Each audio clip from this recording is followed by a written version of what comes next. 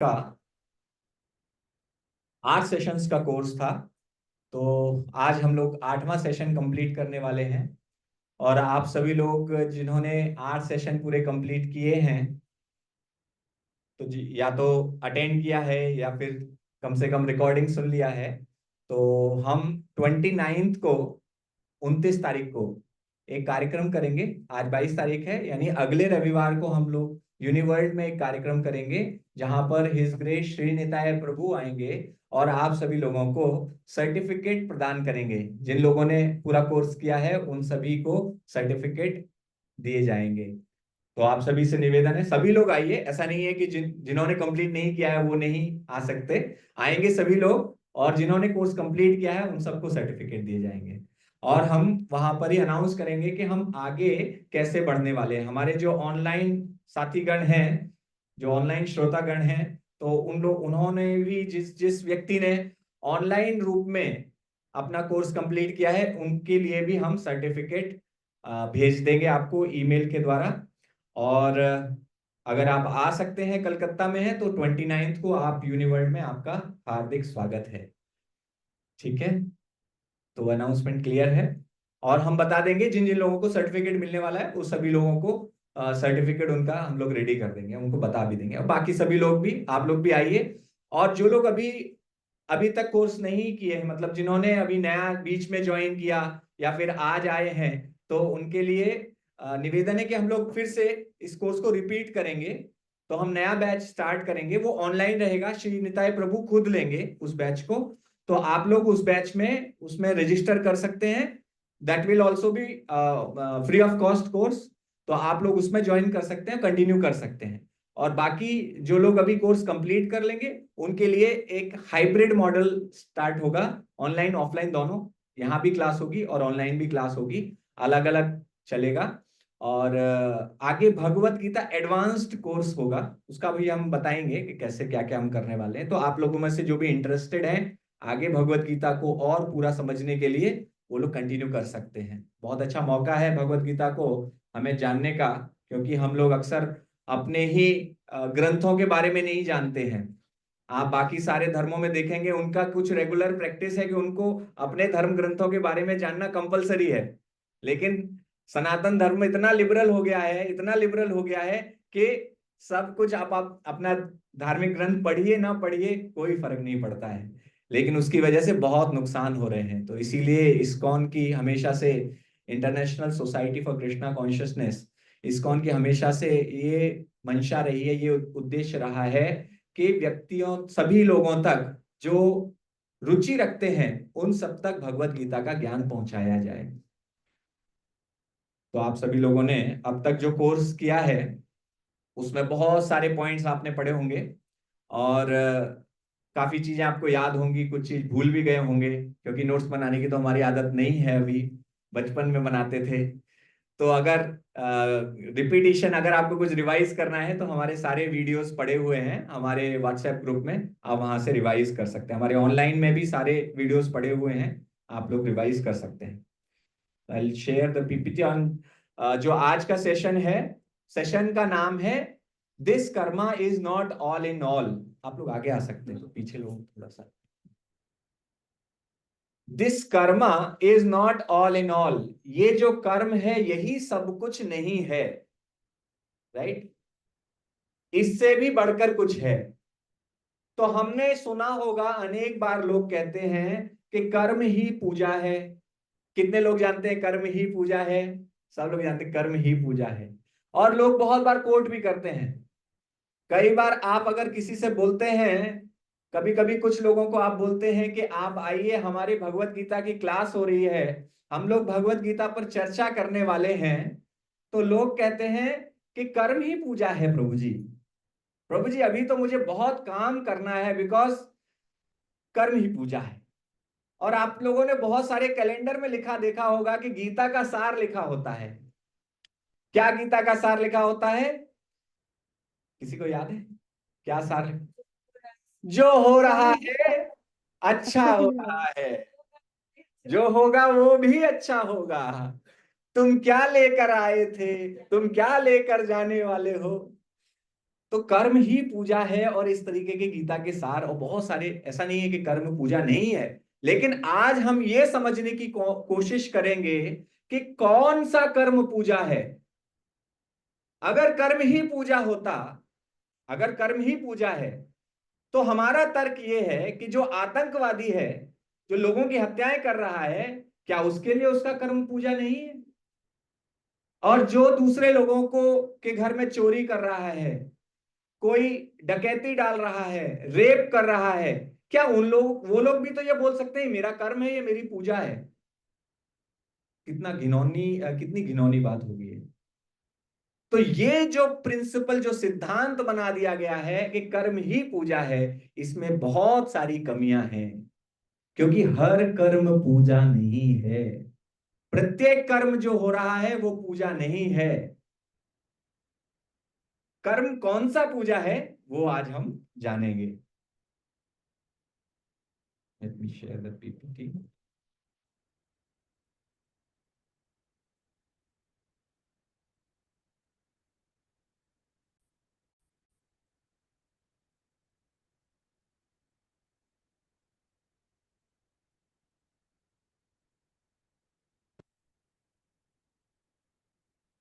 आप लोगों को ऑनलाइन भी दिखाई दे रहा है? जी ऑनलाइन? प्रभु जी दिखा दे रहा है। Okay, very good. So this work is not all in all. तो पिछला सेशन कितने लोगों ने अटेंड किया था? पिछला सेशन ऑनलाइन था, पिछला सेशन आपने किया था सभी ने? ठीक है, वेरी गुड। तो पिछले सेशन के पॉइंट्स कोई बता सकता है? एक दो पॉइंट्स आप अपने याददाश्त से यस बताइए माता जी। यस। Does God exist? क्या भगवान का अस्तित्व है? यस।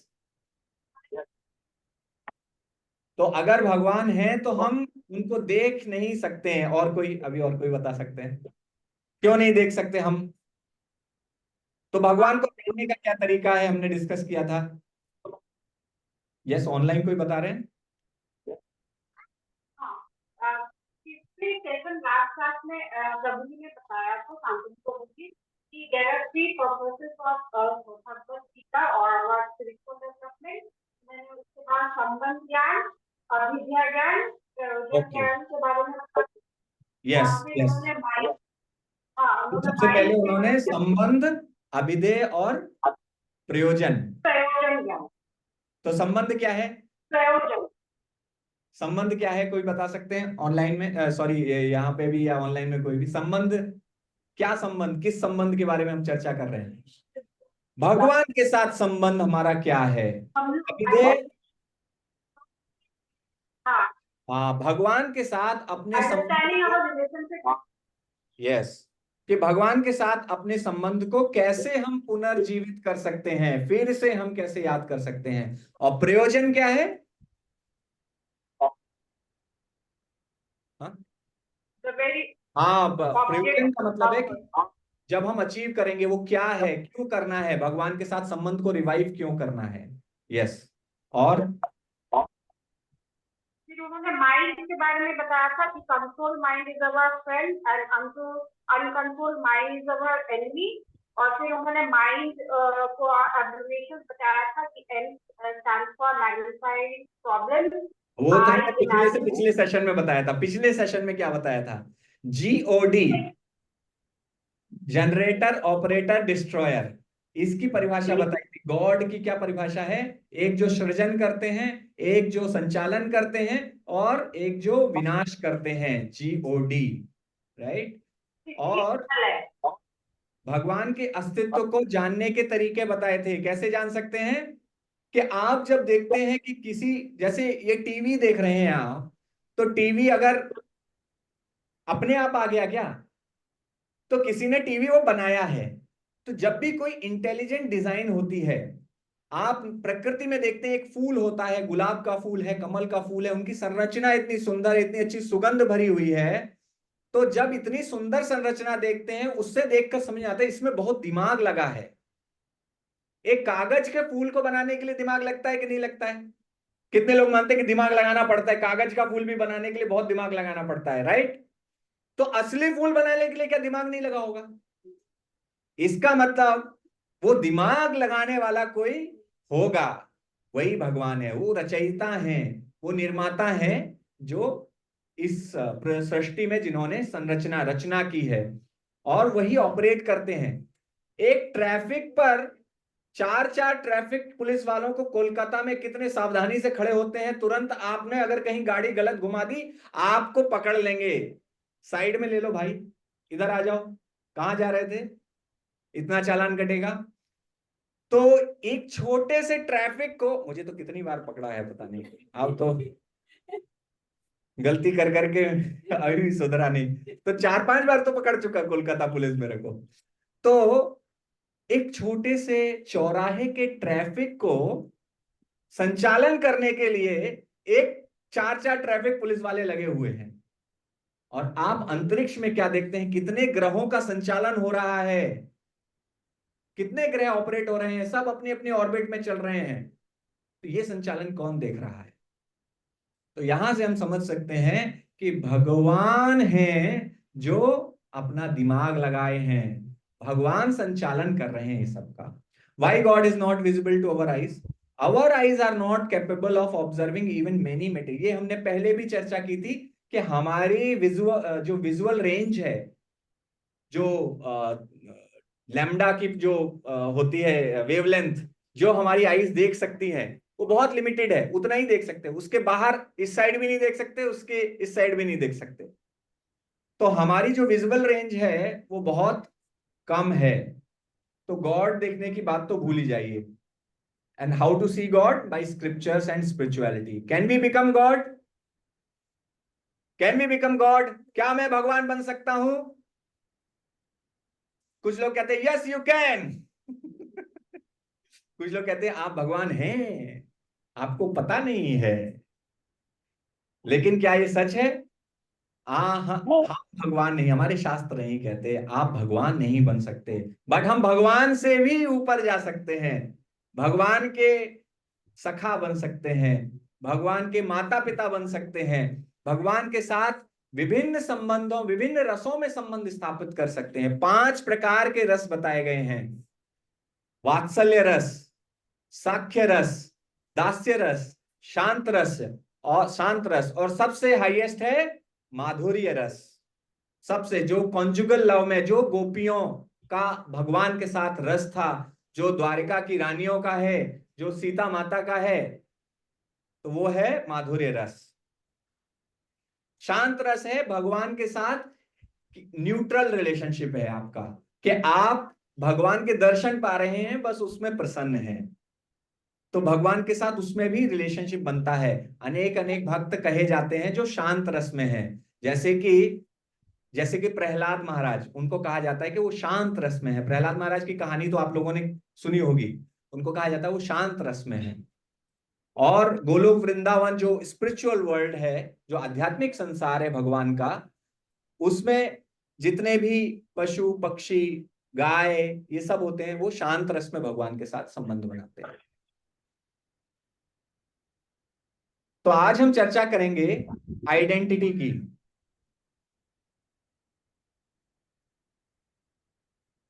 एक ऑर्गेनाइजेशन में प्रत्येक व्यक्ति की कुछ ना कुछ पहचान होती है। सबके पास एक आईडी कार्ड होता है, उसको पंच करता है, आईडी कार्ड पंच करके कहां जाता है? अंदर जाता है, अपना काम करता है, और जो उसकी पोजीशन होती है उसी के हिसाब से उसको काम करना पड़ता है। आप अगर सीईओ हैं कंपनी के, तो आप क्या काम करेंगे? सीईओ का काम करेंगे। सीईओ का काम क्या होगा?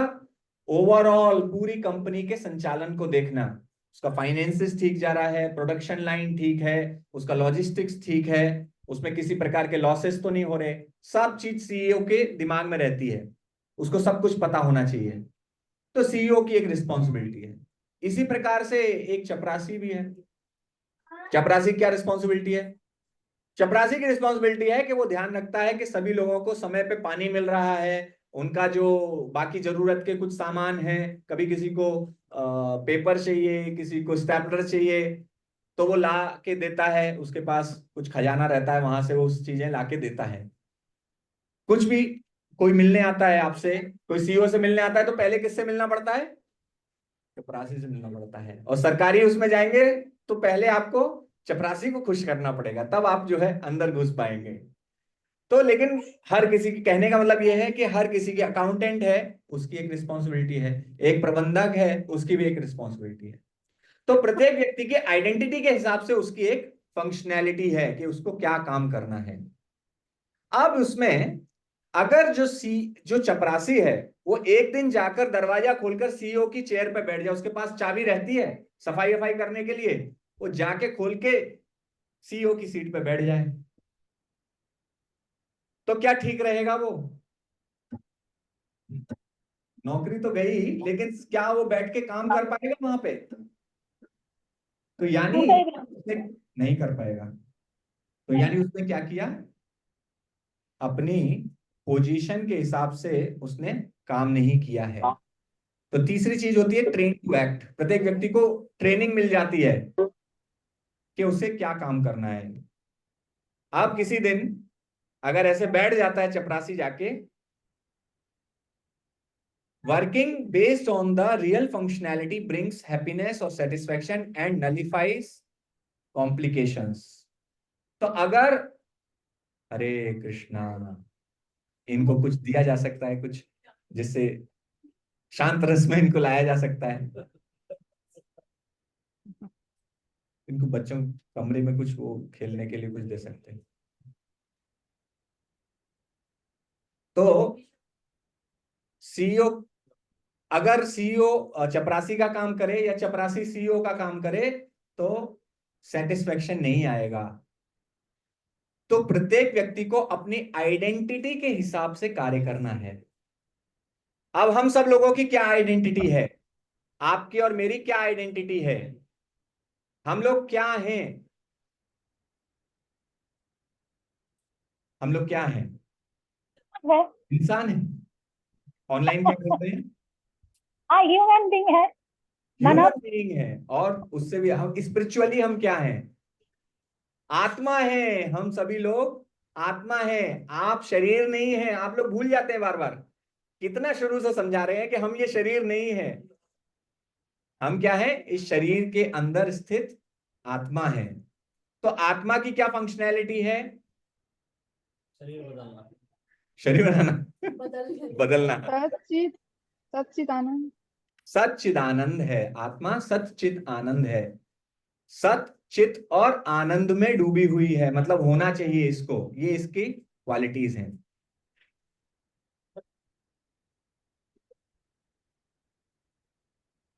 The functionality that one performs with knowledge of one's real identity of the soul is dharma. तो प्रत्येक व्यक्ति जो कार्य करता है वो अपने धर्म के आधार पर करता है, अपने धर्म के आधार पर करता है। तो आपको फंक्शनैलिटी जो आपकी है, हमारी रियल आइडेंटिटी के हिसाब से हमारी फंक्शनैलिटी होनी चाहिए। हमारी आइडेंटिटी है सोल, तो सोल के हिसाब से, आत्मा के हिसाब से हमारी फंक्शनैलिटी होनी चाहिए, और उसको कहा जाता है धर्म। तो प्रत्येक जीवात्मा का धर्म है। और ट्रेनिंग टू एक्ट, और जो किस प्रकार से कार्य करना है उसको हम कहते हैं अकर्म। The art of functioning based on the real identity as soul is called अकर्म। तो मैं एक आत्मा हूं, मेरा जो धर्म है उस धर्म के आधार पर जो मैं कार्य करूंगा उसको कहा जाएगा अकर्म। आत्मा का तो उसको कर्म नहीं कहा जाएगा। कर्म कुछ और है, अकर्म कुछ और है। अकर्म की परिभाषा आज हम जानेंगे।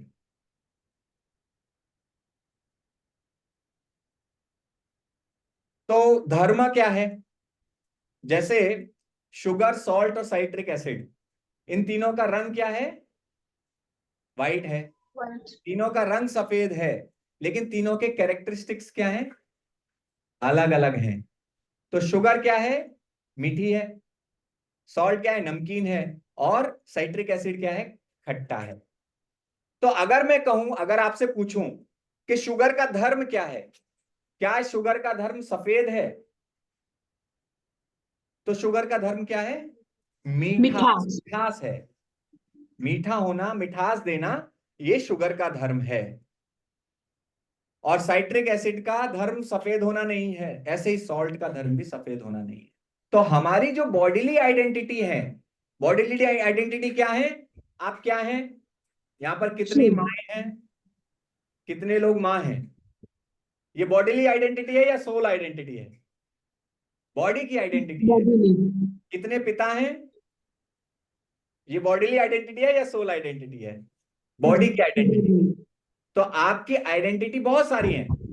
आप एक पिता हैं, आप एक माँ हैं, आप एक पुत्र हैं, आप एक पुत्री हैं, आप एक पत्नी हैं, एक पति हैं। ये सारी आइडेंटिटी आपको मिली है शरीर के कारण।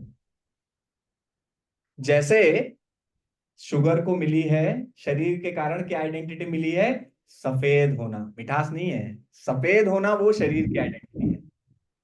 तो ये रियल आइडेंटिटी नहीं है। रियल आइडेंटिटी वो है जो वास्तव में आपका कैरेक्टरिस्टिक्स है, जो आपका लक्षण है, एक आत्मा का जो लक्षण है।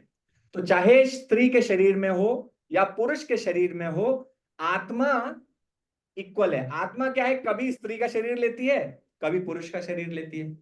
इस जन्म में जो स्त्री हैं, क्या किसी जन्म में पुरुष नहीं रहे होंगे? ऐसा कहा जाता है कि मृत्यु के समय अगर कोई पुरुष स्त्री का ध्यान करते हुए मरता है तो अगले जन्म में उसे स्त्री का शरीर मिलता है। तो ये पूर्व जन्म की कहानी है। और कहा जाता है कि अगर कोई स्त्री पुरुष का ध्यान करते हुए जाएगी तो उसको किसका शरीर मिलेगा? अंत काले च मामेव स्मरण मुक्त्वा कलेवरम। अंत काल में जो भगवान कहते हैं मेरा ध्यान करता है मेरे पास आता है, जो जिसका ध्यान करता है उसके पास पहुंच जाता है, वैसा ही शरीर मिल जाता है। अगर आप अंत काल में भगवान का अगर ध्यान करेंगे तो आप भगवान के धाम में चले जाएंगे, लौट के नहीं आएंगे। और अगर अंत काल में आप पत्नी, पति, बच्चे, अलग अलग चीजें ध्यान में आती हैं, कोई सोचता है धन का ध्यान करता है, भाई मेरा पैसा, तो उसको वहीं उस धन में ही जन्म मिलेगा। कोई कीड़ा वेड़ा बन के धन में बैठेगा, वो सांप बन के। जने देखा है सांप सुरक्षा करते खजाने की? कौन होते हैं? जिनका अटैचमेंट धन में ही रह जाता है। तो हमारा बॉडीली आइडेंटिफिकेशन के हिसाब से धर्म नहीं है, हमारे आत्मा के लक्षण के हिसाब से धर्म है। तो characteristic nature that distinguishes from others. तो धर्म ऑफ सोल, आत्मा का क्या धर्म है? आत्मा का धर्म है to love and serve God and everyone in relation with God. ये आत्मा का धर्म है कि आपको, यानी हम सभी को, जो सब आत्मा है, इस कमरे में बैठे हुए सभी लोग ये ना सोचें कि मैं स्त्री हूं या पुरुष हूं। ये सोचिए कि मैं एक आत्मा हूं और मेरा धर्म है भगवान की सेवा करना, और जो भी भगवान की क्रिएशन में है उन सबकी भी सेवा करना। सेवा करना हमारा धर्म है। कोई कह सकता है कि मैं सेवा क्यों करूं भाई, नौकर हूं क्या है, जरूरी है सेवा क्यों करूं? यही प्रश्न है। Why do I need to serve? सेवा करना किसको अच्छा लगता है? अगर अच्छा आपको लगता कहा जाए कि आपको सेवक का कार्य करना है, प्रधान सेवक, आपको अगर सेवक का कार्य करना है तो कितने लोग खुश होंगे उससे? है। Very few. है? मजा आता है? मुझे तो नहीं लगता। तो मतलब आप बहुत हाई कॉन्शियसनेस में हैं। विक्रम प्रभु भी बोल रहे हैं काम में मजा आता है। तो सेवा करने का इन जनरल अगर आप देखेंगे समाज में, किसी को बोले आप सब लोग तो भगवत गीता पढ़ रहे हैं, सब लोग आगे बढ़ गए हैं, कॉन्शियसनेस बहुत एडवांस हो गई है आप सभी की, तो हो सकता है कि तो की वजह से वो आया है कि मुझे काम करना है, तो नहीं नानी को देख के बचपन से आ रहा है, कहीं ना कहीं से अच्छा है, अच्छे गुण आ गए। तो लेकिन सेवा जो है समाज में इन जनरल, यस, कभी ऑनलाइन कभी उसको फुर्सत नहीं मिलता कि रेस्पॉन्सिबिलिटी नहीं मिलता है। वो आदमी बहुत खुश नसीब है जिनको ये रेस्पॉन्सिबिलिटी दिया गया जाता है। ओके। हाँ, हर किसी को सेवा सेवा का मौका नहीं मिलता, वो अलग बात है। अगर हम जो हम बात कर रहे हैं अभी, बात ये कर रहे हैं कि इन जनरल सोसाइटी में आप किसी को बोले कि सेवा करना है तो मैं क्यों सेवा करूं भाई। मैं किसी को काम करने के लिए बोल दो कि भाई यहाँ पे थोड़ा झाड़ू लगाना है, क्यों झाड़ू लगाना है, मैं क्यों लगाऊं, वो लगाएगा, उसका है, ये है। तो कुल मिला के सेवा करना बड़ा थोड़ा कठिन काम है ना, मेहनत पड़ती है। तो why do I need to serve? लेकिन हमें ये समझने की जरूरत है कि चाहे कोई कितना भी बोल ले कि मैं सेवा नहीं करूंगा, फिर भी वो सेवा ही कर रहा है। प्रत्येक व्यक्ति यहां पर सेवा कर रहा है इस संसार में, क्योंकि बिना सेवा के आप रह ही नहीं सकते।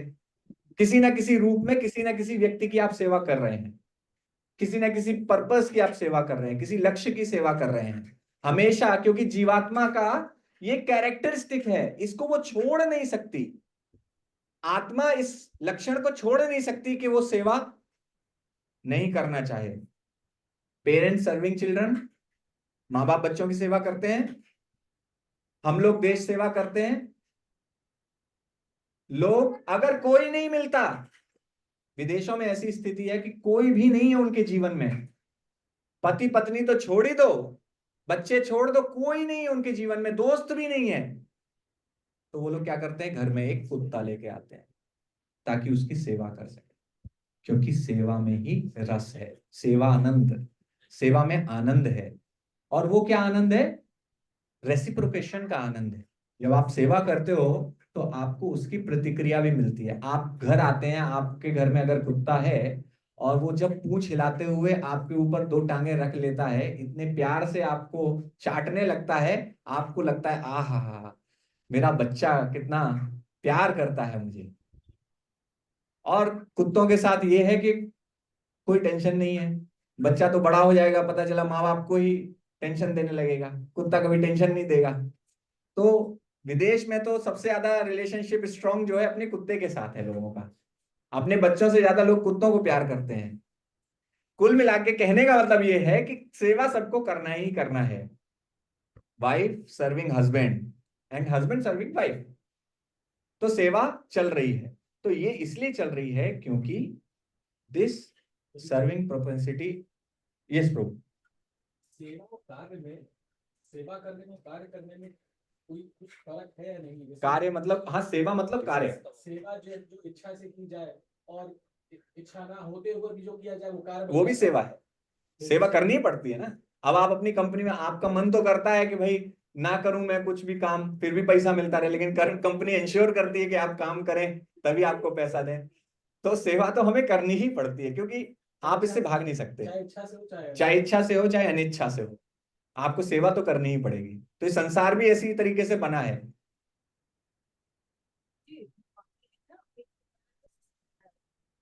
सेवा वैसे तो कोई करता नहीं, उन्होंने शादी करा दी, शादी के बाद तो मुझे सेवा करनी ही पड़ेगी। नहीं तो वो ऑप्शन ही उनके पास, बच्चों को भी करनी पड़ेगी, उनकी भी करनी पड़ेगी, सास ससुर की भी, एक आदमी की सेवा करनी पड़ेगी। आप नहीं, आप ना अभी आपके कुछ कल्चर बाकी है, इसलिए आप ऐसा बोल रहे हैं। अब मॉडर्न सोसाइटी जिस हिसाब से आगे बढ़ रही है, अब तो वो लोग छोड़ रहे हैं, पति पत्नी भी एक दूसरे की सेवा नहीं कर रहे आजकल। लेकिन हम किसी और के सामने नहीं बोल पाते ये बात। तो बोल रहे हैं।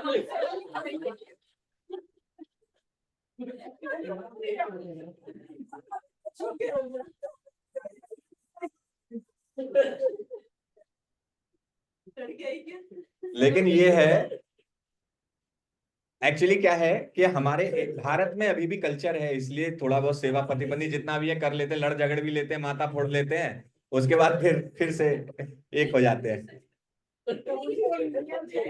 बाहर जाके है ना, चाहे घर में लड़ाई करके आए हो, इंस्टेंटली बाहर आके बोले अरे नहीं नहीं ठीक ही है, कर तो है, क्या करेंगे, चाहे वो उसका सिर तोड़ने के लिए तैयार बैठा है।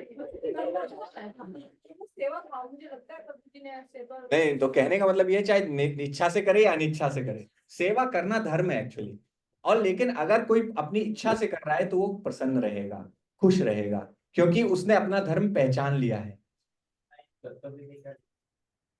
सेवा एक कर्तव्य, कर्तव्य सेवा का ही एक कर्तव्य क्या है, आपको क्योंकि सेवा करनी है तो कुछ कर्तव्य बांध दिए गए हैं, तो वो सेवा में आपके इंक्लूड ऑटोमेटिकली हो जाते हैं, कर्तव्य में सेवा हो जाती है एक्चुअली। अब कर्तव्य एक पिता होने के नाते बच्चे की देखभाल करना, तो सेवा करनी ही पड़ेगी।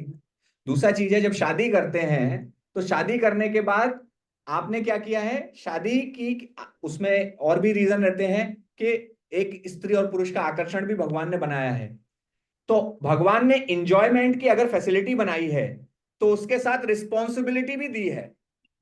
अगर आप इंजॉयमेंट कर रहे हो तो आपको फिर आगे अपना घर गृहस्थी करनी है, फिर बच्चे होंगे, बच्चों की सेवा करनी पड़ेगी।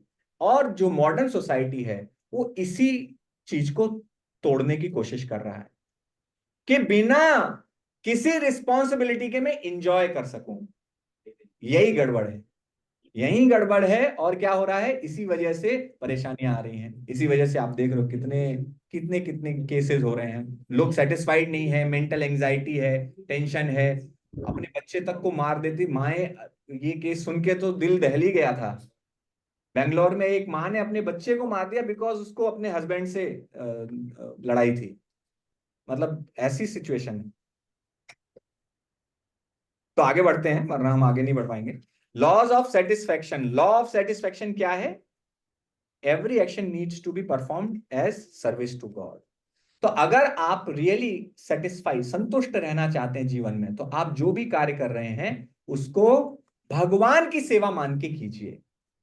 यानी मैं अगर पिता बना हूं तो ये भगवान ने मुझे रिस्पॉन्सिबिलिटी दी है, भगवान ने दायित्व दिया है, और इसको मैं इसीलिए अच्छे से निभाऊंगा।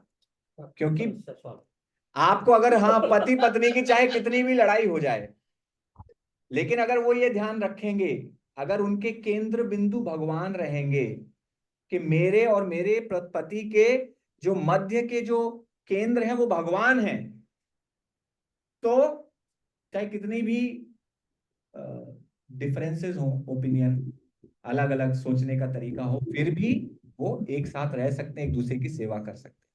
तो सबसे बड़ी प्रॉब्लम मॉडर्न सोसाइटी की यही है कि लोग अब भगवान को अपने केंद्र से निकाल दिए हैं। लोग अपनी सेवा से भगवान का कनेक्शन काट दिया है लोगों ने। भगवान और मेरी सेवा में कोई कनेक्शन नहीं। लेकिन वही जब आप यदि अपने दायित्व को, कर्तव्य को, अपनी सेवा को आप भगवान की सेवा मानकर करेंगे तो आपको सेटिस्फेक्शन मिलेगा। This will and only will bring about a feeling of happiness and satisfaction in our life. This art of performing every action as service to God is अकर्मा। ये अकर्म की परिभाषा है। अकर्म की परिभाषा है कि जब मैं प्रत्येक कार्य, चाहे मैं पिता के रूप में, पुत्र के रूप में, पत्नी के रूप में, पति के रूप में, माता के रूप में, भाई बहन और अपने कंपनी के एम्प्लॉय के रूप में, चाहे किसी भी पोजीशन में हूं, चाहे कोई भी आइडेंटिटी में इस समय किसी भी रोल में हूं, अगर मैं उसको भगवान की सेवा मान के कर रहा हूं तो वो अकर्म कहलाता है। अकर्म का अर्थ है कोई भी कार्य भगवान की सेवा मान के कर।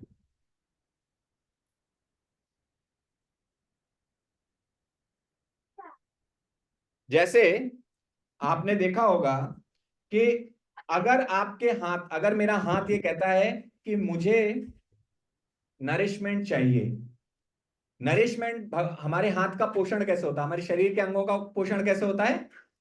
खाना खाने से। और खाना कहाँ जाता है? पेट में जाता है। तो आप लोगों ने कहानी सुनी होगी कि एक बार सारे अंग जो थे वो हड़ताल पे चले गए।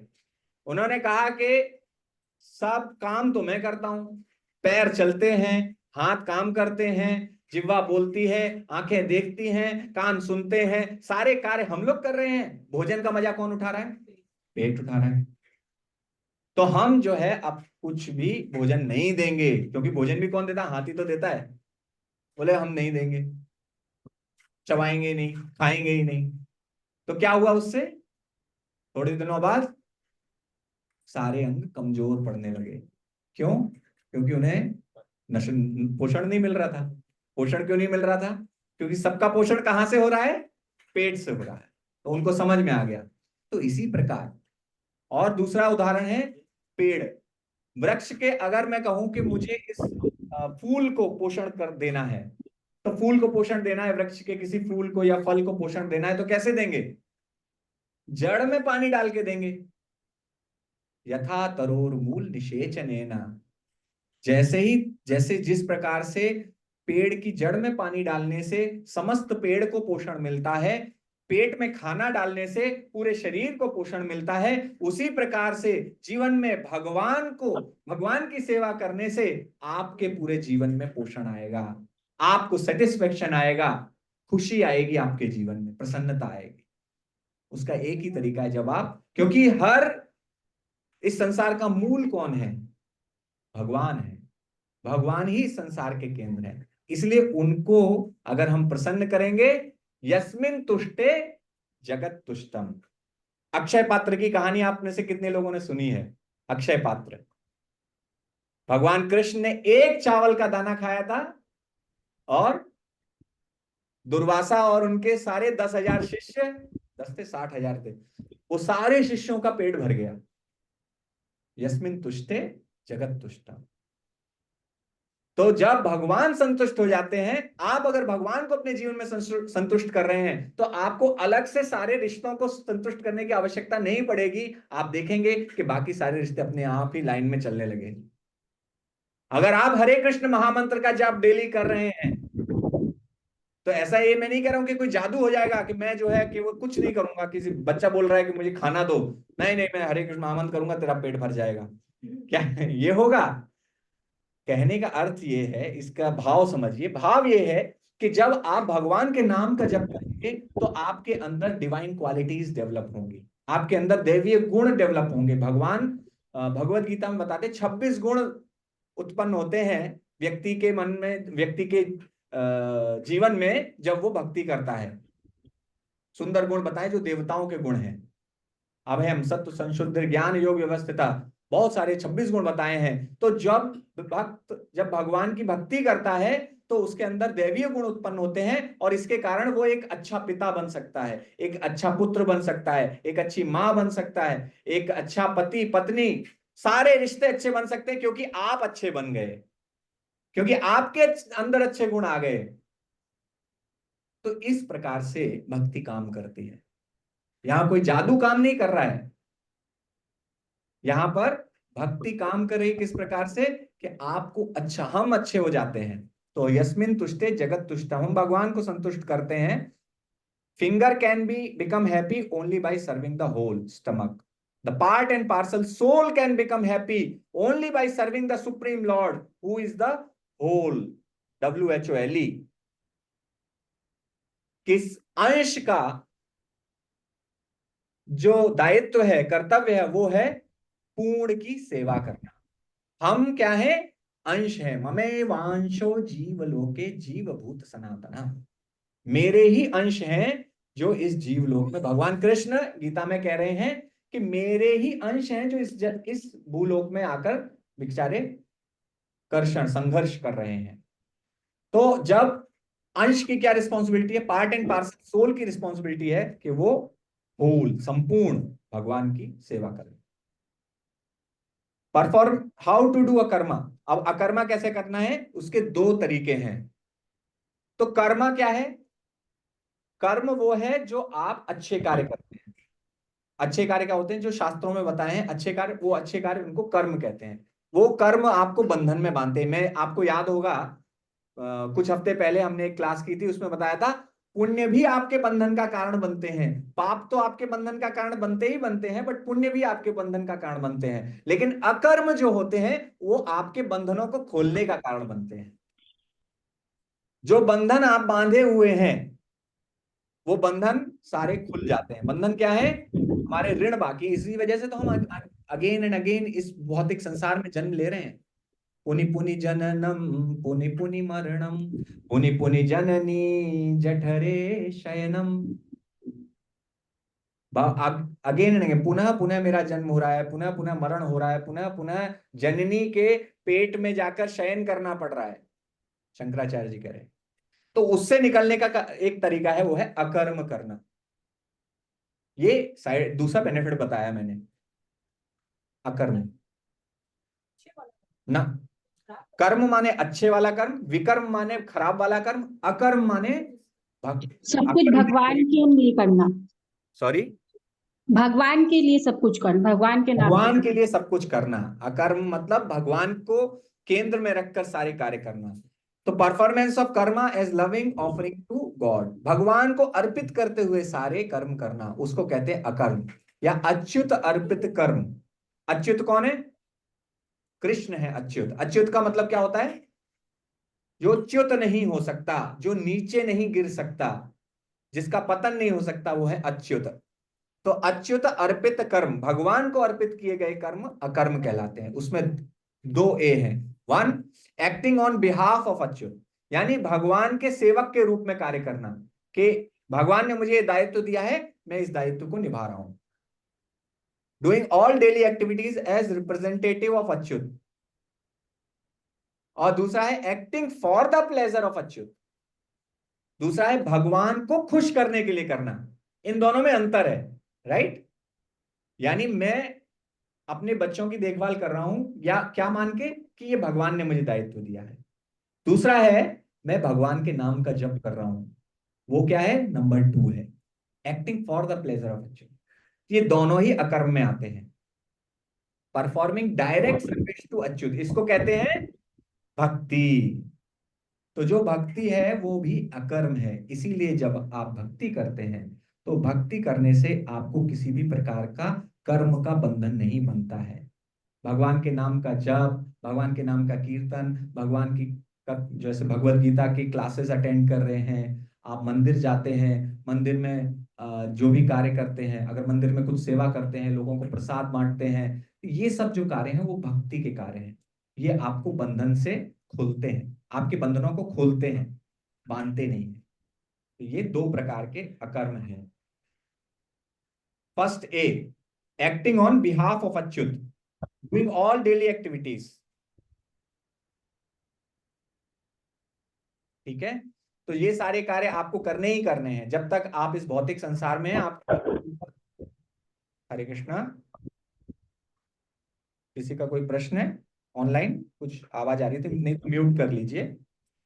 तो आपके पास बहुत सारी रिस्पॉन्सिबिलिटी, इन रिस्पॉन्सिबिलिटीज को अब आप जब भगवान की सेवा मानकर निभाते हैं तो ये अकर्म होता है। तो आप सभी मेरे पीछे रिपीट कर सकते हैं। भगवत गीता के 3 अध्याय का 30वां श्लोक है, मयि सर्वाणि कर्माणि सन्न्यस्याध्यात्मचेतसा निराशीर्निर्ममो भूत्वा युध्यस्व विगतज्वरः। मयि सर्वाणि कर्माणि, सभी कर्मों को मुझ में सन्न्यस्य अध्यात्म चेतसा, आपको सारे कर्मों को मुझको अर्पित करते हुए करना है। इस प्रकार से जब आप निराशीर हो जाते हैं, यानी किसी भी प्रकार की भौतिक इच्छा से मुक्त हो जाते हैं और निर्ममो हो जाते हैं। निर्मम, निर्मम का मतलब क्या है? मम का मतलब क्या होता है संस्कृत में? मम नहीं, अरे मम मम का अर्थ वो वाला मम नहीं, बच्चों को पानी, नहीं नहीं, मेरा, हाँ यस, ममता, ममता। तो मम का मतलब है मेरा, मैं और मेरा के भाव से जब आप मुक्त हो जाएंगे तब क्या होगा? ये करते हुए आपको युद्ध करना है। अर्जुन से भगवान कह रहे हैं मैं और मेरा के भाव से आप कैसे मुक्त होंगे? जब आप अपने कर्मों को मुझे अर्पित करते हुए करेंगे। इसको कहते हैं संन्यास। संन्यास का मतलब केवल कर्म संन्यास होता है जब आप अपने सारे कर्मों का त्याग कर दें। आप छोड़ दीजिए घर बार और जाके बाबा बन जाइए, बैठ जाइए एक जगह पे और भगवान का नाम जप कीजिए। ये एक प्रकार का संन्यास है। दूसरे प्रकार का संन्यास ये भगवान यहां बता रहे हैं, अपने सारे कर्मों को करना, वही जो आप गृहस्थ धर्म में आप करते हैं उन सारे कर्मों को करना, लेकिन आपकी चेतना ये होनी चाहिए, आपके चित्त में ये होना चाहिए कि ये मैं भगवान की सेवा करते हुए, सेवा के लिए कर रहा हूं। Therefore, O Arjuna, surrendering all your works unto me, सारे जितने कार्य हैं उनको मुझे अर्पित कर दो with full knowledge of me, मेरा पूरा ज्ञान, मुझे जानो, वो ज्ञान प्राप्त करते हुए without any desires for profit. निराशिर, निराशिर का मतलब है किसी भी प्रकार की आशा ना होना। कैसी आशा? भौतिक आशा ना हो, और with no claims of proprietorship, और किसी प्रकार का ममत्व ना होना, अहंकार ना होना, एंड फ्री फ्रॉम लेथार्जी, और सारे प्रकार के जो आलस्य हैं उनका त्याग करते हुए फाइट, युद्ध करो। तो ये केवल अर्जुन के लिए नहीं है, हमारे लिए भी है, क्योंकि हम लोग प्रतिदिन युद्ध कर रहे हैं। प्रत्येक दिन आपका युद्ध है कि नहीं है? कितने लोगों को लगता है कि प्रत्येक दिन युद्ध होता है? जिनको नहीं लगता वो लोग बहुत बहुत बधाई के पात्र हैं। अगर किसी को नहीं लगता है कि प्रत्येक दिन युद्ध है, यस, बच्चों ने भी हाथ उठाया, बच्चों के लिए भी युद्ध है। अब वो एक्सप्रेस ही नहीं कर पाते कि उन्हें भूख लगी है। कभी कभी छोटे बच्चे, we may do same activities but those activities will not bind us in karmic reaction। तो आप सेम चीज करेंगे, वही खाना बनाएंगे घर में किचन में, राइट, वही झाड़ू लगाएंगे, पोछा लगाएंगे, ऑफिस जाएंगे, सब कुछ आप वही करेंगे, लेकिन ये जो कर्म आप करेंगे वो आपको मुक्त करेगा। कैसे मुक्त करेगा? कि आप जब उसको भगवान को केंद्र रख के करेंगे। अब खाना बनाना कैसे भगवान को केंद्र हो सकता है? आप जो भी बनाइए उसको भगवान को भोग लगाइए, तब आप भगवान केंद्र में कैसे रखना है भगवान को, यह अलग टॉपिक है। लेकिन अभी क्या है, प्रिंसिपल सिद्धांत है कि भगवान को केंद्र में रखना है। तो जो भी भोजन है, जब आप उसे भगवान को केंद्र में रख देते हैं तो वो क्या बन जाता है? प्रसाद बन जाता है। जब आप गाने के बीच में भगवान को केंद्र में रख देते हैं तो भजन बन जाते हैं, कीर्तन बन जाते हैं। इस प्रकार से जितने भी कार्य हैं, जब आप अपने नॉर्मल बातचीत के बीच में भगवान को ले आते हैं तो वो बातचीत क्या बन जाती है? सत्संग बन जाती है। तो सेम कार्य हो रहे हैं, लेकिन जब भगवान उनके केंद्र बिंदु है तो वो आपको मुक्त कर रही है। ये सब चीजें आपको बंधन में बांध नहीं रहे हैं। आप युद्ध भी करेंगे तो युद्ध करके भी आप मुक्त होंगे, हत्या करके भी आप मुक्त होंगे। जैसे कौन हुआ? अर्जुन हुए। कितने लोगों को मारा होगा उन्होंने? भीम, नकुल, सहदेव, धृष्ट, सबने कितने लोगों की हत्या की? देखा जाए तो हत्या, लेकिन वो हत्या नहीं है, वो उनको मुक्ति का कारण है वो, क्योंकि उन्होंने अपना धर्म निभाया। और किसको बीच में रख के? भगवान को केंद्र में रख के। भगवान को याद करें, जैसे आप कह रहे हो सफाई कर रहे हैं तो भगवान को याद करें, ये भक्ति हो जाएगी। वो सेकंड वाला ये है, वो भक्ति हो जाएगी। लेकिन आप बाकी जो कार्य कर रहे हैं, सुसाइड नहीं, सफाई, सफाई, सुसाइड नहीं, सुसाइड तो गलत है। हाँ, सफाई करते हुए करेंगे वो भी अकर्म है, क्योंकि वो भक्ति है। तो आप कुछ भी करते हुए अगर भगवान को याद रख, आप अपने लक्ष्य को याद रखेंगे ना, मैं क्यों सफाई कर रहा हूँ। आपके दिन में क्वेश्चन आता है ना, क्या ये बार बार फिर वही सफाई करनी पड़ती है, फिर खाना बनाना पड़ता है। लेकिन अगर आपको ध्यान रहेगा ये मैं क्यों कर रहा हूँ, ये मुझे भगवान ने रिस्पॉन्सिबिलिटी दी है कि मुझे इस घर को अच्छे से रखना है, मुझे रिस्पॉन्सिबिलिटी दी है इस परिवार की। तो ये चीज अगर मेरे ध्यान में रहेगी तो ये अकर्म है। कुछ डिफरेंस नहीं है, एक्सटर्नली कुछ नहीं चेंज हो रहा है, लेकिन आपकी चेतना बदल जा रही है। उस चेतना के बदलने से आपका पूरा भविष्य बदल जा रहा है, सब कुछ बदल जा रहा है, पूरा पैराडाइम शिफ्ट हो गया। Everything is different now. Now you are not doing you are not doing some ordinary work. Now you are doing actually भक्ति in that also. नॉर्मल काम करते हुए भी आप भक्ति कर पा रहे हैं। विकर्म अकर्म, विकर्म क्या था? शास्त्रों के विरुद्ध, यानी भगवान के विरुद्ध कार्य। तो दुर्योधन भी बहुत बड़ा योद्धा था, दुर्योधन और कर्ण भी बहुत बड़े योद्धा थे, और अर्जुन भी बहुत बड़े योद्धा थे। तो दुर्योधन ने भी अपनी सैन्य कला का इस्तेमाल किया और अनेक लोगों को मारा होगा युद्ध में, लेकिन उसने क्या किया? विकर्म किया। वहीं अर्जुन ने क्या किया? अकर्म किया। तो भगवान ने ये डेफिनेशन हमें क्लियर कट बता दी है। तो फर्स्ट है, when one connects or works on behalf of Krishna as representative of Krishna, तो जब आप ऐसे कार्य करेंगे, जैसे कि एक योद्धा, एक सोल्जर, एक सैनिक था, तो सैनिक युद्ध में लड़ा और उसने बहुत वीरता से युद्ध किया, तो उसको मिला वीर चक्र मिला, वीर चक्र मिला। अपने गांव में वापस आया, लोगों ने बहुत उसकी बड़ाई की।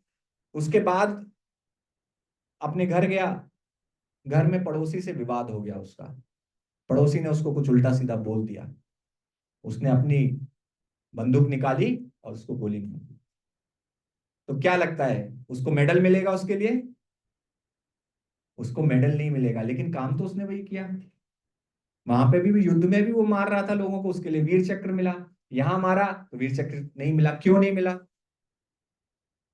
यहां में मारा तो क्या मिली? जेल, तुरंत जेल ले जाएंगे। तो क्या अंतर है इन दो कार्यों में? वहां देश के लिए किया, यहां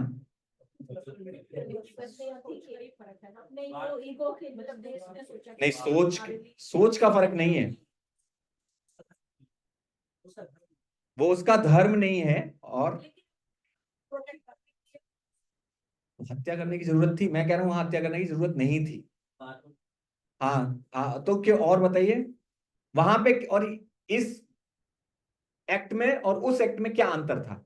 मेन अंतर क्या था? धर्म जैसे बताया, और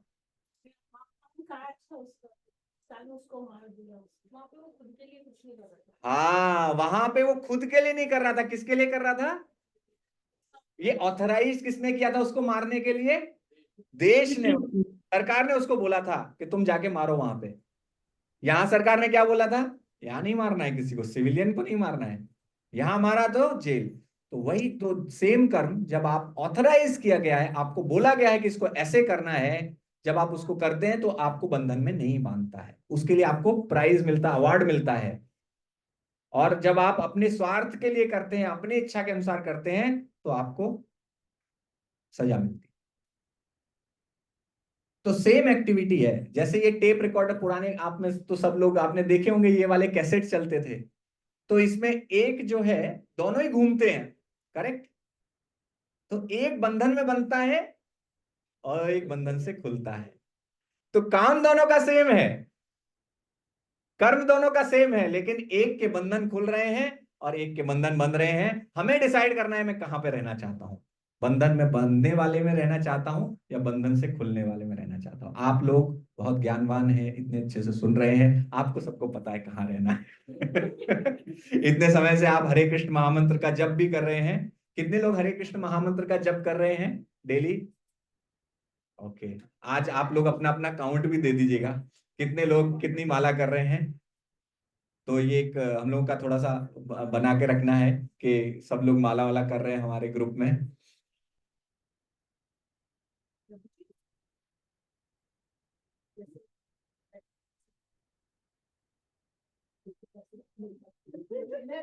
अच्छा, क्वेश्चन क्वेश्चन लास्ट में लेते हैं, ये खत्म करके फिर क्वेश्चन, खत्म करके क्वेश्चन लेते हैं। मैंने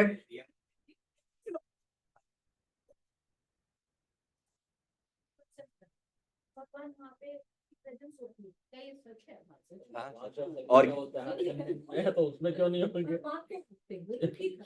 हाँ हाँ हाँ, नहीं, जहां पर भी भगवान के नाम की यद गायन्ति मद भक्ता तत्र तिष्ठामि नारदा। भगवान कहते हैं मेरे भक्त जहां मेरा गायन करते हैं, मेरा कीर्तन करते हैं, मेरा नाम जप करते हैं, तत्र तिष्ठामि, वहां पर मैं रहता हूं नारद। भगवान कहते हैं नहीं नहीं नहीं नहीं, मैं यहाँ पे जो चर्चा चल रही है, भगवान है वहां पे।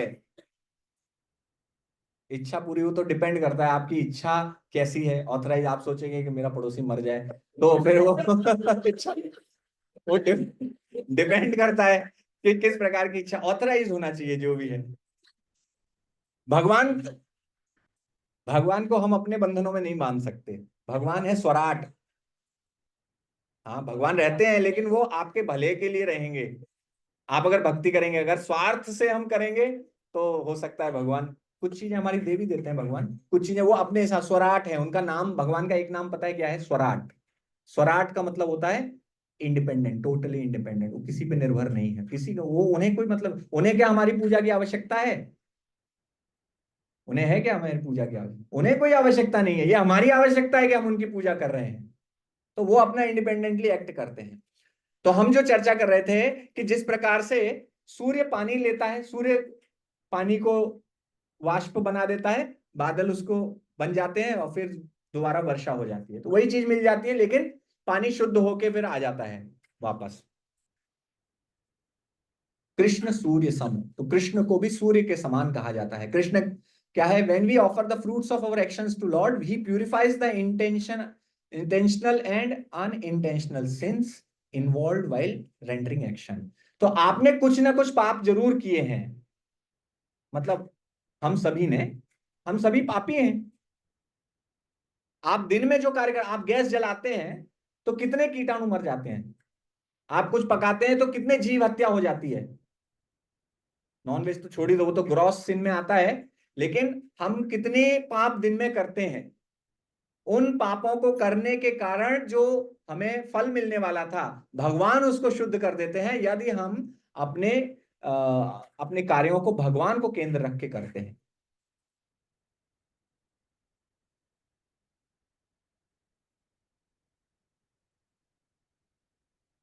भगवान को हमारे किसी भी कार्य की आवश्यकता नहीं है। तो जैसे एक लड़का था, उसने अपने उसके उसकी नई जॉब लगी, तो उसके पास पैसा आने लगा।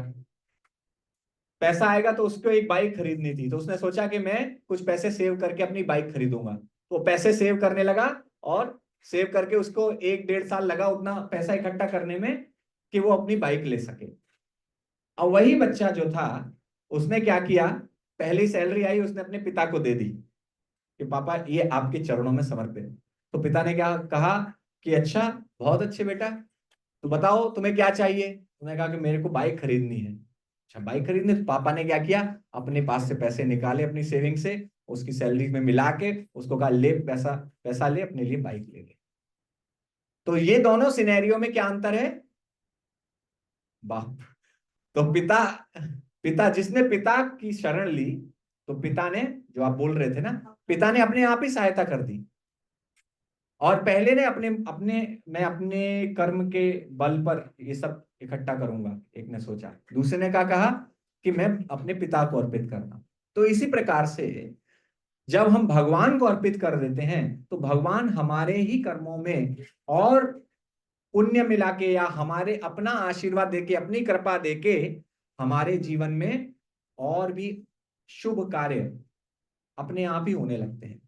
जब आप देखेंगे कि भक्तों के जीवन जो, जैसे ही आप भक्ति शुरू करेंगे, आपके छोटे छोटे कार्य जो मुश्किल से होते थे वो भी अच्छे से बनने लगे, क्योंकि आपने क्या किया, अच्युत अर्पित कर्म किया। तो जो इस प्रकार से कार्य किया, जो सेकंड बच्चा था, सेकंड केस में उसको फायदा हुआ। और क्या होगा, जब आप कर्म करेंगे तो जो हम कह रहे थे ना, माथा फोड़ते हैं, पति पत्नी लड़ाई करते हैं, क्यों? क्योंकि उन सबके, उन दोनों के केंद्र बिंदु अलग हैं। अब परिवार में पति है, पत्नी है, बच्चे हैं, सब लोगों के अलग अलग केंद्र हैं, सब अपना अपना सर्कल बना के बैठे हुए हैं। तो जब सर्कल अलग अलग होगा, यहाँ एक सर्कल है, यहाँ एक सर्कल है, यहाँ एक सर्कल है, तो सर्कल कहीं ना कहीं काटेगा। क्यों काटेगा? क्योंकि सबका केंद्र अलग अलग है। जब सेम केंद्र हो जाएगा, सेंटर एक हो जाएगा, तो सर्कल कभी एक दूसरे को इंटरसेक्ट नहीं करेंगे, नहीं काटेंगे। तो पति पत्नी बच्चे माँ बाप जो भी होंगे, सब लोगों का केंद्र बिंदु अगर भगवान हो जाएंगे तो ऐसा परिवार क्या हो जाएगा, एक वैकुंठ का परिवार हो जाएगा। किसी के मन में कोई कुंठा नहीं है। ऐसा जीवन हो जाएगा कि बड़ा सुख एवं शांति, सुख शांति अपार्टमेंट। एक हमारे डिवोटी थे, वो जा रहे थे, उन्होंने देखा कि एक जगह लिखा हुआ था सुख शांति अपार्टमेंट, नीचे लिखा हुआ था अंडर रिपेयर एंड मेंटेनेंस। तो सुख शांति डिपार्टमेंट हमारे जीवन का वो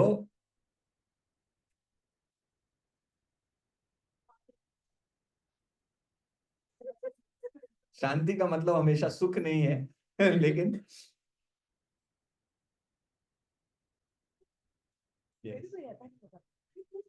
ओके ओके ठीक है। तो हम पहले ये खत्म कर लेते। तानसेन और अकबर की कहानी है। एक बार तानसेन तानसेन तो आप सभी जानते हैं, तानसेन अकबर के दरबार के नवरत्नों में से एक थे, बहुत सुंदर गाते थे। जब वो गाते थे तो वर्षा होने लगती थी। जब वो गाते थे, एक राग था मल्हार राग, गाने से वर्षा हो जाती थी। एक राग था उससे गाने से आग प्रकट हो जाती थी।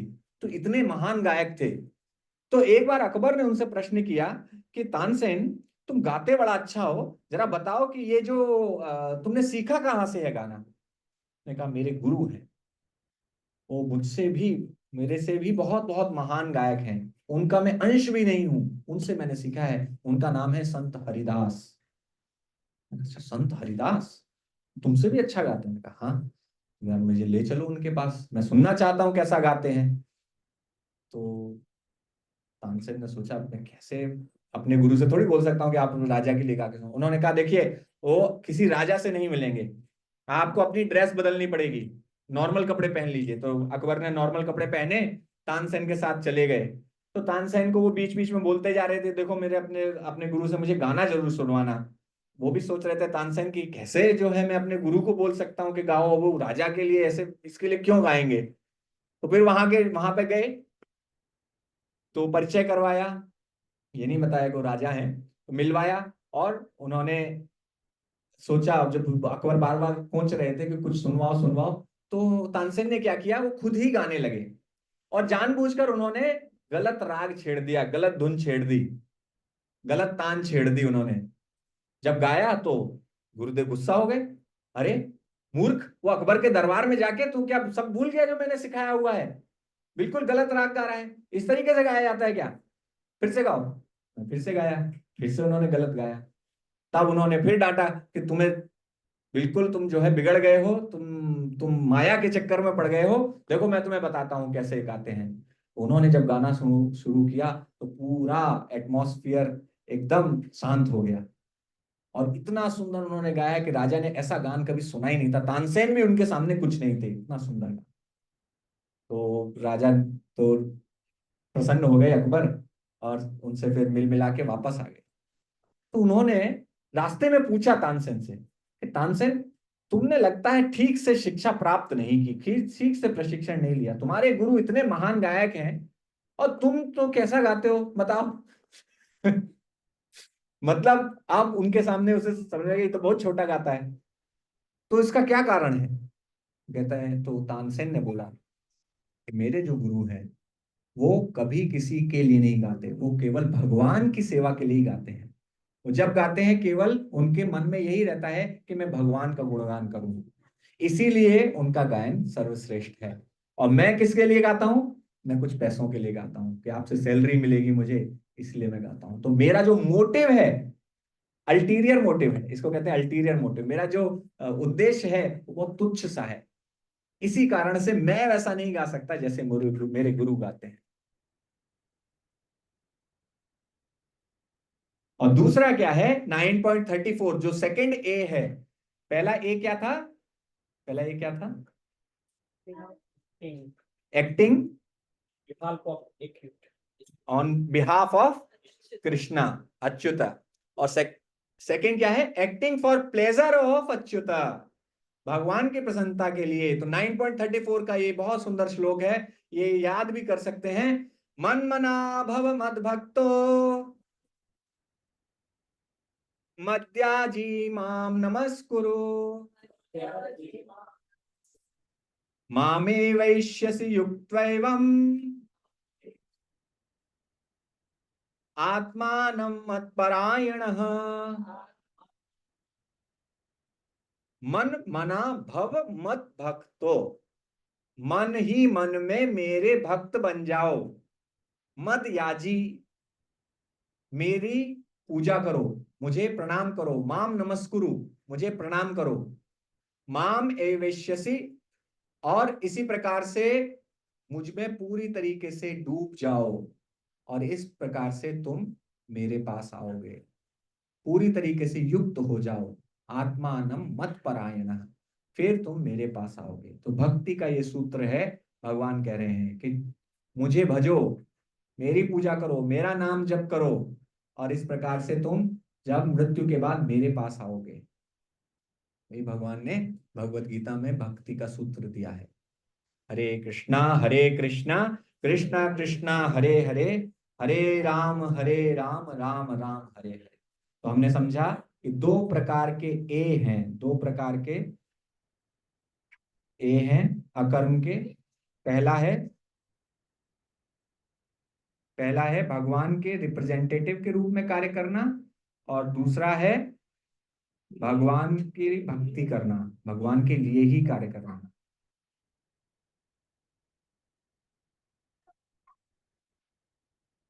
तो अभी किसी का कोई प्रश्न है तो प्रश्न पूछ सकते हैं, ऑनलाइन ऑफलाइन। हेलो। हाँ यस, माता जी बोलिए। तो सोल्जर जब किसी को युद्ध क्षेत्र में जब मार डालते हैं तो क्या कर्म है, क्या वो अकर्मा है? कौन सा? फिर में एक मिनट, फिर से कर्म बोलिए। है।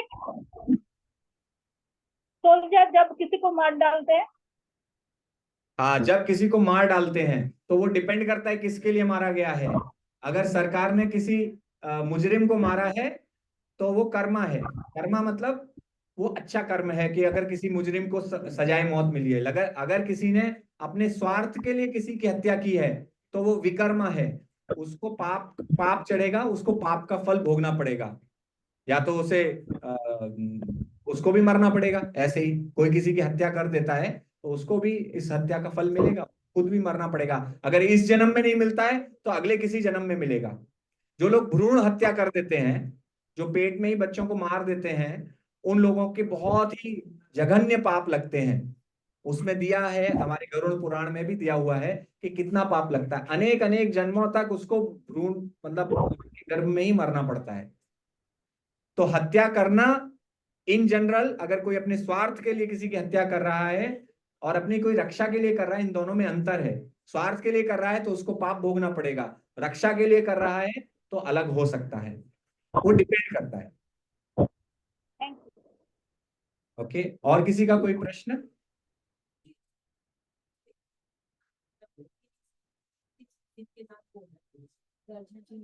रिपोर्ट बनाते हुए तो वो अगली एज में चले गए, एज में उन्होंने इतना नाम भी कमा लिया कि गिनीज बुक में भी वो रिकॉर्ड हो गए उनके नाम, और बहुत सारे हैं ऐसे, और 10-15 साल की उम्र में वो चले भी गए। फिर क्या प्रभु जी, सब एक बार बोलते हैं कि नहीं मतलब जन्म से जल्दी वो हो गया, मतलब जो वो आए थे उतनी जल्दी करके निकल भी गए। हम लोगों ने एक बार चर्चा की थी कि why good things happen to bad people and why bad things happen to good people. अच्छे लोगों के साथ बुरा क्यों होता है, बुरे लोगों के साथ अच्छा क्यों होता है? क्योंकि वो कर्म, और कर्म का ही सिद्धांत, प्रारब्ध जिसका जो है, जो आप जितनी सांसें लिखा कर लाए हैं उससे एक सांस भी आप ज्यादा नहीं ले सकते। तो ये आपका प्रारब्ध ही था। अगर कोई जल्दी मर जाता है मतलब उसका कोई प्रारब्ध था कि उसको फेम मिलना भी उसका प्रारब्ध था, कि वो किसी क्षेत्र में बहुत बड़ा काम करेगा, ये भी उसका प्रारब्ध था। अब जैसे बड़े बड़े वैज्ञानिक हुए, कई वैज्ञानिक कम उम्र में, श्रीनिवास रामानुजन देखिए इतने बड़े मैथमेटिशियन थे लेकिन बहुत कम उम्र में ही उनकी मृत्यु हो गई। तो ये उनका प्रारब्ध था, ये किसी पर्पस के लिए आए थे, उन्होंने अपना प्रारब्ध में जो भी था उन्होंने पूरा संपूर्ण किया, और उसके बाद जितना उनको जीवन मिला था उतना जीवन जी के चले, उनको उतना ही जीवन मिला था।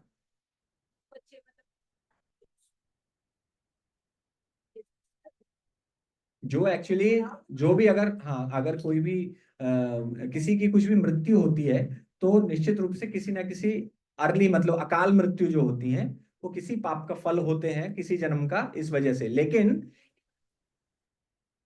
पुण्य का नहीं, नहीं नहीं, अगर अकाल मृत्यु है तो वैसा नहीं है। मतलब कैसे यहाँ पे रहना, हाँ ये तो मृत्यु लोक है, यहाँ पे जितना टाइम रहना वो हाँ, जल्दी जाना वो पुण्य है। तो यहाँ से वो गए थोड़ी नहीं नहीं, ये जो है इस शरीर में रहो, चाहे सूक्ष्म शरीर में रहो चाहे स्थूल शरीर में रहो, भौतिक संसार में जब तक हो तब तक आप कष्ट ही भोग रहे हो, क्योंकि दुखालयम अशाश्वतम, ये दुख का घर है। यहाँ पर भले ही इस शरीर में नहीं है, मान लो शरीर खत्म हो गया तो कोई पता थोड़ी ना कि वो, क्या पता चला भूत बन गया हो, प्रेत बन गया हो, तो और भी कष्ट उठाएगा।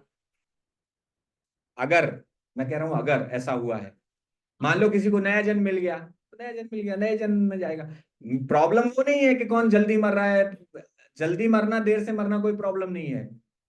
प्रॉब्लम है इस भौतिक संसार में बने रहना, ये जानते हुए भी कि हमें भगवान के धाम में वापस जाना है, और भक्ति के बारे में जानते हुए भी भगवत गीता पढ़ने के बावजूद अगर भगवान की शरण नहीं ले रहे हैं तो ये हमारी मूर्खता है। उसके बाद कम ज्यादा आयु हो जाना कोई प्रॉब्लम नहीं। हाँ,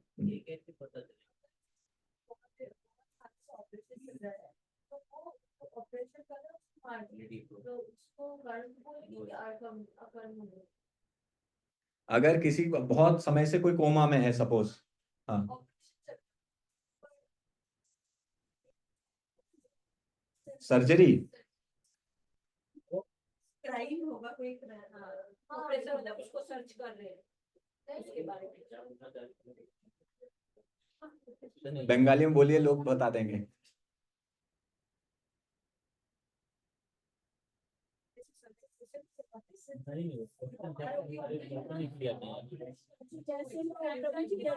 ऑपरेशन, ऑपरेशन समझ गया, किसी को जो है इतना ज्यादा पीड़ित किया जा रहा है, कष्ट दिया जा रहा है, अच्छा, हाँ, और उसको हत्या कर दी,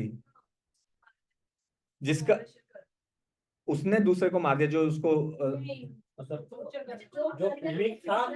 एक व्यक्ति, उनको बोलने दीजिए, उनको बोलने दीजिए, आप बोलिए।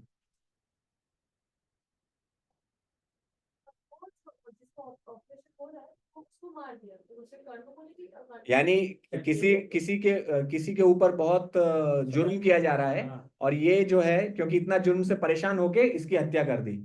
हाँ हो गई। हाँ, तो अगर अगर ऐसा कुछ भी होता है तो अब ये देखो, लीगल चीज अलग हो सकती है, लेकिन भगवान के जो लॉज हैं उनके हिसाब से अलग रहेगा। कि अगर किसी ने अपने, लीगल में हो सकता है कि उसको पकड़ा जाए। देखिए, ये भी दोनों प्रारब्ध हो सकते हैं कि उसको जो कष्ट मिला, किसी को कष्ट मिला, वो भी उसने कभी किसी जन्म में किसी को कष्ट दिया होगा, इसको मिला। लेकिन इसने जाके उसको अपनी सेफ्टी के लिए अगर किया, तो इसलिए कहते हैं, जैसे शास्त्रों में लिखा गया है कि जब कोई योद्धा, कब कोई सैनिक सीमा पर युद्ध के दौरान किसी की हत्या करता है तो उसको स्वर्ग मिलता है, उसको नरक नहीं मिलता। इसी प्रकार किसी स्त्री के ऊपर अगर कोई गलत नजर डालता है और वो अपनी बचाव में, या कोई व्यक्ति के ऊपर जान का हमला होता है, वो अपने बचाव में किसी की हत्या करता है, तो उसका पाप नहीं चढ़ता। अपनी बचाव करने का आपको अधिकार है, अपने शरीर की रक्षा करने का अधिकार है। ठीक है, लीगल पोजीशन में नहीं बोल रहा हूं। लॉ कुछ हो सकता है, देश के लॉ तो लोगों द्वारा बनाए गए हैं, वो इम्परफेक्ट हो सकते हैं। भगवान के लॉ इम्परफेक्ट नहीं है। भगवान के लॉ सैक्रोसेंट है, पूरी तरह सैक्रोसेंट है। और किसी ने अगर गलत कर्म किया है तो उसको उसका फल मिलेगा ही मिलेगा। अब उसमें ये बोलो कि इसी जन्म में मिलना चाहिए, ये कोई जरूरी नहीं, क्योंकि इस जन्म में वो अपना प्रारब्ध कुछ और लेके आया है। अब उसने आगे वाले किसी जन्म का प्रारब्ध गड़बड़ बना लिया है, वो किसी जन्म में आके भी मिल सकता है। अगर इसी जन्म में मिल गया तो उसका बेस्ट है, अगर इस जन्म में मिल गया तो उसकी रक्षा हो गई। उसने किसी ने मर्डर किया, अगर पुलिस ने पकड़ के उसको मार दिया, तो एक तरीके से हैदराबाद का आपने एक केस सुना होगा, पुलिस ने एनकाउंटर कर दिया था, है ना। वो अच्छा हुआ उसके साथ, एक्चुअली शास्त्रों के हिसाब से देखेंगे तो अच्छा हुआ, क्योंकि उसको तुरंत सजा मिल गई उससे अपने कर्म की। अब वो, अब जाके नर्क वगैरह भोगने से बच गया वो।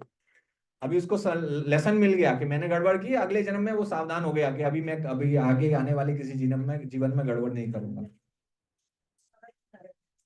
नरक क्या इस जीवन में, मतलब यहाँ पे लोक में भोगने का है, या जो वो ऊपर मतलब जो वगैरह में? वो मृत्यु लोक में ही है। स्वर्ग नर्क सब मृत्यु लोक के अंदर ही है, वहां पे कुछ नहीं। वो मृत्यु लोक से बाहर की बात करें। अभी आप अगर एडवांस कोर्स में जब आप जाएंगे, भगवत गीता का एडवांस जो कोर्स है, वहां पर आपको समझ में आएगा कि हम स्वर्ग नर्क और उससे ऊपर जो बात कर रहे हैं, वैकुंठ लोक की, या भगवान के गोलोक वृंदावन की, या भगवान राम की साकेत नगरी की, ये जो है इस भौतिक संसार से बाहर की चीज है, उससे अलग है। स्वर्ग और नर्क से, स्वर्ग और नर्क यही है सब। 14 जो 14 प्लेनेटरी सिस्टम बोलते हैं, 14 प्लेनेटरी सिस्टम इसी भौतिक संसार के अंदर हैं। अतल सुतल वितल रसातल तलातल महातल पाताल, और यहाँ पर भू भुवर स्वर जानर मह तप सत्य, ये 14 है टोटल। भू भुवर सर ऊपर है, अतल वितल सुतल नीचे है, सब 14 लोक में ये पूरा मेटीरियल वर्ल्ड है। इस मेटीरियल वर्ल्ड के बाहर जब जाएंगे तब भगवान का धाम होता है। उसके बारे में आप एडवांस्ड कोर्स में पढ़ेंगे। ठीक है, आज 8 सेशन वाला हमारा एक कोर्स खत्म हो गया। हाँ, बिगिनिंग बेसिक्स। हाँ, अमित प्रभु आप जोर से बोलिए। कोई तरीका है जिससे ये पता लगाया जा सके कि मेरा अगले जन्म में जन्म होता है या अगले मरने के बाद जन्म हुआ है या फ्यूचर का, पिछले जन्म का? मेरे मरने के बाद मेरा जन्म हुआ है या नहीं, ऐसा कोई तरीका है? वो तो बाद में पता चलेगा। मतलब अभी इस जन्म में आप कैसे पता लगा लेंगे कि फ्यूचर में क्या जन्म होगा? लास्ट में पिछले जन्म में क्या, मैं नहीं पता लगा, मेरा बेटा तो पता मेरा जन्म हुआ नहीं हुआ। कर्म गहना कर्मणो गति, ये कोई आसान नहीं है। वैसे कर लेते हैं लोग, जो बहुत सारे योगी होते हैं, नहीं वो बाहर निकल सकते। आप हरे कृष्ण महामंत्र जो जप कर रहे हैं ना, वो जन्म मृत्यु के चक्र से बाहर निकल जाएंगे। जितने लोग हरे कृष्ण महामंत्र जप करेंगे वो जन्म मृत्यु के चक्र से बाहर निकल जाते हैं। उनको फिर जन्म मृत्यु के बंधन में नहीं बंधना पड़ता। फिर आपको फिर दोबारा नहीं आना पड़ेगा। अब वो क्या है, कैसे जाएंगे और वहां पर क्या मिलेगा, ये सब आपको बाद में पता चलेगा, क्योंकि दिस इज नॉट ऑल। अभी जो आपने पढ़ा है ये अभी केवल बहुत छोटा सा अंश पढ़ा है भगवत गीता का। अभी भगवत गीता का जो असली जो क्रक्स है वो अभी बाकी है, पिक्चर अभी बाकी है। यस। महाभारत काल के अंत में जब क्या कहते हैं पांचों पांडव और द्रौपदी जब स्वर्गारोहण हुआ उनका, वो स्वर्गारोहण स्वर्ग से अलग में था या फिर मतलब इस स्वर्ग को जितने बिना मृत्यु लोक नहीं आता है, तो स्वर्गारोहण क्या मुक्ति का मार्ग था या कैसा, क्या वो फिर स्वर्ग में गए या फिर मुक्ति के मार्ग, क्योंकि स्वर्ग और स्वर्गारोहण मतलब एक ही सही स्वर्ग में गए ऐसा मतलब। हाँ, तो एक्चुअली महाभारत को देखने के दो तरीके हैं। एक महाभारत है जो मंडेन पॉइंट ऑफ व्यू से देखी जाती है। मंडेन पॉइंट ऑफ व्यू मतलब बहुत ही सांसारिक तरीके से, तो उसमें जो है लिखा है कि स्वर्गारोहण हुआ। स्वर्गारोहण तो विद इन मटेरियल वर्ल्ड ही होता है, लेकिन उसके आगे वो भगवान के धाम में गए। स्वर्गारोहण अगर स्वर्ग गए भी तो वहां पर अपना पुण्य भोग के वो वापस भगवान के धाम में गए। तो वो जो है अल्टीमेट एटर्नल लाइफ जिसकी हम बात करते हैं ना, सच्चिदानंद, वो वहां पर भगवान के धाम में पहुंच गए। तो ये हमारे आचार्यों की टीका से पता चलता है। और जो महाभारत जो है वो लिखी गई है मंडेन पॉइंट ऑफ व्यू से, बहुत सारे लोगों को सांसारिक जीवन में वो उस दृष्टि से देखते हैं। तो बहुत सारे कमेंटेटर आपको बताएंगे स्वर्ग तक गए, तो लेकिन भगवान के शुद्ध भक्त हो जाते हैं, जिनके जो मोड ऑफ गुडनेस और पैशन इग्नोरेंस इनसे ऊपर उठ जाते हैं, विशुद्ध सत्व में पहुंच जाते हैं, वो फिर भगवान फिर दोबारा इस मटेरियल वर्ल्ड में नहीं आते। तो पांडव भी भगवान के शाश्वत पार्षद हैं, एटर्नल एसोसिएट्स हैं। तो जब जब भगवान अवतार लेते हैं तब तब ये पांडव अवतार लेते हैं भगवान के साथ। एवरी टाइम, एवरी कलयुगा, ये चक्र चलता है। कलयुग दोबारा आएगा, ये कलयुग एक बीत जाएगा, फिर उसके बाद नेक्स्ट साइकिल शुरू होगी, सतयुग, त्रेता युग, द्वापर युग, कलयुग की। उसमें फिर भगवान द्वापर युग फिर आएगा, तो उसमें फिर भगवान आएंगे द्वापर युग में, और फिर वहां पर सब पांडव आएंगे भगवान के साथ। तो ये भी साथ ही आएंगे। जो भगवान के शुद्ध भक्त है वो आएंगे। अब जैसे कर्ण वगैरह हैं, ये बदल सकते हैं, अलग अलग रोल हैं इनके, अलग अलग बदल भी सकते हैं। तो भगवान के कुल मिला के जो पार्षद हैं, जब भगवान अवतार लेते हैं अपने सारे एंटुराज, जो उनका पूरा एक समूह है, क्रू है, उसके साथ आते हैं। वृंदावन पूरा आता है उनका। विकर्म के रूप में बोलेंगे या फिर विकर्म कौन सा ऋण चुका रहा था? जो भी उसको मतलब बांधे हुए था अपने ऋण के, उसमें ऋण तो हम भी बांधे हुए हैं, हम भी चुका रहे हैं, लेकिन हमें पता चल गया, अगर भगवान ने आके मुझसे कहा कि देखो ये पाप कृत्य है, दुर्योधन पाप कर रहा है, तुम आके पांडवों के साथ रहो, कि नहीं मैं तो दुर्योधन का नमक खाया है, मैं दुर्योधन के साथ ही रहूं, तो वो क्या हो गया? आपको मौका मिला, भगवान स्वयं आके बोले आपसे। दुर्योधन के सामने भगवान ने विराट रूप दिखाया। लोग कहते हैं भगवान अगर आ जाएंगे तो मैं विश्वास कर लूंगा। दुर्योधन के सामने तो साक्षात भगवान ने विराट रूप दिखाया, तब भी विश्वास नहीं किया कि ये भगवान है। तो हमारी क्या गारंटी है? जो लोग ये बोलते हैं ना कि भगवान को देख लूंगा तो विश्वास कर लूंगा। तो प्रॉब्लम ये है, कर्ण की प्रॉब्लम ये थी कि भगवान ने उसको बताया कि तुम्हें सन्मार्ग पर चलना है, तुम अच्छे आदमी हो, तुम्हारे पुण्य है, तुम्हारे अंदर अच्छी इच्छाएं हैं, तो तुम उसका गलत व्यक्ति का साथ क्यों दे रहे हो? फिर भी उसने मना कर दिया। तो उसने क्या किया? अपनी फ्री विल का यूटिलाइजेशन किया। अब आप सभी लोग गीता की क्लास में आ रहे हैं, सबकी फ्री विल है अपनी। अभी आगे जाना है नहीं जाना अपनी free will say he decide होगा। तो आप अगर आगे जाएंगे तो एक अलग कोर्स ऑफ एक्शन हो जाएगा, आप अगर यहीं रुक जाएंगे तो एक अलग कोर्स ऑफ एक्शन हो जाएगा। जरूरी नहीं है कि वो गलत हो, डेफिनेटली आप सभी लोग तो इतने जानकार है, तो हम क्या है, भक्ति के मार्ग पर जा रहे हैं। तो अगर आप इसमें जुड़ जाते तो आपके लिए थोड़ा सा आसान हो जाएगा भक्ति के मार्ग पर, और आगे बढ़ते चले जाएंगे। तो इस संसार में रहने के बहुत सारे कष्ट हैं, ये भगवान, ये तो कष्ट से एक मुक्ति तो एक बहुत छोटा मैं कहूंगा लाभ है। इसके अलावा भगवान की सेवा से जो आनंद मिलता है, वो आनंद, वो भी आप मतलब बहुत सारे स्तर हैं। अब भगवान से आनंद मिलने में भी स्वार्थ आ जाता है कि मुझे आनंद मिलेगा, लेकिन इससे भी ऊंचा स्तर है कि भगवान का अंश हूं मैं, भगवान की सेवा करनी है मुझे, ये मेरा कर्तव्य है, मेरा दायित्व है, भगवान से प्रेम करना है मुझे।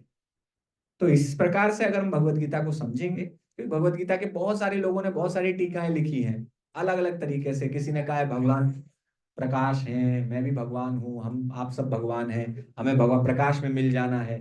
बहुत सारी टीकाएं हैं ऐसी। लेकिन जो प्रभुपाद जी ने टीका लिखी, जो भक्ति मार्ग है, जो हमारे ब्रह्म मध्व गौड़ी परंपरा है, उसकी टीका से आप समझें कि भगवान प्रकाश नहीं है केवल, और हम सब भगवान नहीं है, हम भगवान के अंश हैं, और भगवान की सेवा करना ही हमारा लक्ष्य है। ठीक है, thank you very much. Shrimad Bhagavad Gita की जय, श्रील प्रभुपाद की जय। तो चैंटिंग करना चाहेंगे सब लोग? कर लेते हैं।